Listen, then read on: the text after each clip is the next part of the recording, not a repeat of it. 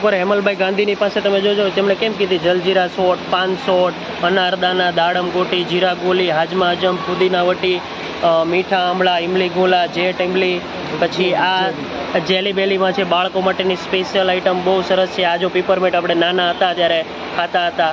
ઇમલી, ચુલબુલી, આમ પાપડ, પછી ઉત્તમ મુખવાસની પણ ઘણી બધી રેન્જ છે. જો મુખવાસની ઘણી બધી રેન્જ છે સરની પાસે. Counter number 40.